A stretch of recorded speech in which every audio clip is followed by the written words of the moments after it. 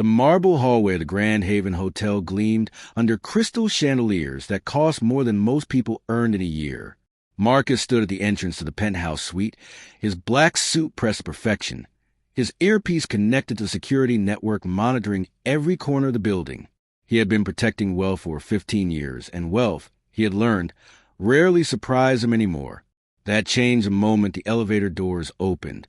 A man in a worn gray t-shirt stepped out, tattoos visible on his forearms like chapters from a story Marcus never bothered to read. The man looked lost, glancing at the room numbers with confusion of someone who had taken a wrong turn. Behind Marcus, the team exchanged knowing glances, the kind of glances that said everything without words.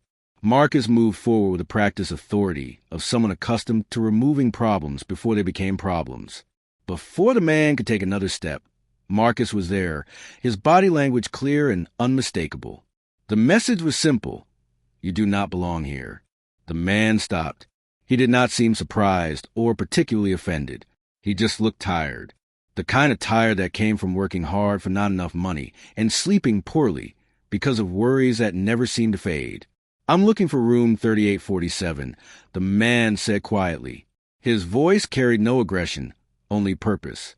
"Deliveries use the service elevator," Marcus replied, already certain this was exactly what the situation was.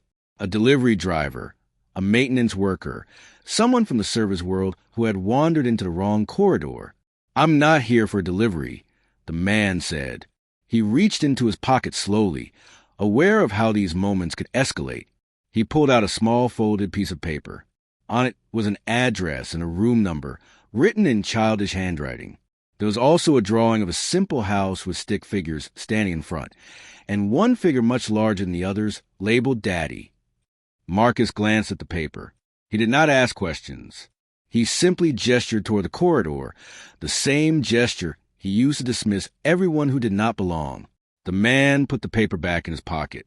He turned to leave, but as he did, something made Marcus look at him more carefully. Maybe it was a careful way he moved, as if aware that his presence itself seemed to be an intrusion. Maybe it was the way his shoulders fell a little lower as he accepted the rejection without argument. Maybe it was something else entirely. "Wait," Marcus heard himself say. The man paused. He turned back. "What's your name?" Marcus asked. "David," the man replied. "David Chun." "Who sent you here, David?" David hesitated for just a moment before answering. "My daughter. She's here at the hotel. She's part of a program for children whose parents work in the service industry. They're staying at the hotel this weekend as part of a charitable initiative. She wanted to show me her room, where she's been sleeping. She wanted me to see where she's been staying." Marcus felt something move inside his chest, something he had trained himself not to feel during his years of professional security work. He had learned to see people as potential threats or non-threats, as assets or liabilities. He had not learned to see them as fathers. "I've been working double shifts all month," David continued, and Marcus understood that he was not making an excuse but simply explaining. "This was supposed to be the one time I could see where she is. The one time I could be part of her world, just for a moment." Behind Marcus, there was silence. Even the other security personnel understood that something had shifted. Marcus looked at David for a long moment. Then he did something that 15 years of professional training told him not to do. He stepped aside. "Come with me," Marcus said. "I know the manager. Let me see what I can do." David's face changed. It was subtle, but it was real. It was the expression of someone who had learned not to expect kindness, and who had just encountered it anyway. They walked together down the corridor. Marcus made a call to the manager, a woman named Patricia, who oversaw the charitable program.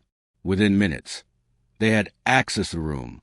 David stepped inside to find his daughter asleep on one of the twin beds, her small face peaceful in the afternoon light. On the nightstand was a drawing, identical to the one in his pocket. David stood in the doorway, and Marcus saw the man's shoulders tremble slightly. He understood then what it meant to work so hard for so little, to be separated from your child because circumstances demanded it, and to have someone else's prejudgment threaten even this small moment of connection. The security supervisor, a younger man named Jerome who had been watching from the doorway, suddenly understood something too. He understood that the tattoos on David's arms were not indicators of character, but simply marks on skin, and that a man's worth could not be measured by what he wore or where he came from. Over the next hour, things unfolded in ways that surprised everyone. Patricia learned that David had been working as a maintenance contractor at the hotel for 3 years, always reliable, always present, never causing problems. She offered him a full-time position with benefits, something that would allow him to spend more time with his daughter. She told him about a scholarship program the hotel ran for children of employees. When David left the hotel that evening, his daughter asleep against his shoulder, Marcus walked him to the elevator. David turned back and extended his hand. Marcus took it. There was no need for either man to speak. They both understood what had almost not happened, and what had happened instead. 3 years later, David was working in the hotel facilities department, promoted to supervisor. His daughter attended the private school through the scholarship program. And Marcus, when he encountered young security officers who were too quick to judge based on appearance, would sometimes tell them this story. He would tell them about the man in the gray T-shirt and the drawing of a house and a family, and how one moment of opening your mind to possibility could change everything. Because that was the thing about kindness that Marcus had learned in his work. It was not about being weak or naive. It was about understanding that every person carried a story that deserved to be seen before being dismissed. David occasionally ran into Marcus in the hallways of the hotel. They would nod to each other, a gesture of mutual respect and quiet understanding. And sometimes David's daughter would be with her father, and she would thank the man who had helped her daddy find his way when he was lost. The billionaires in the penthouse suites never knew what happened in their hallway.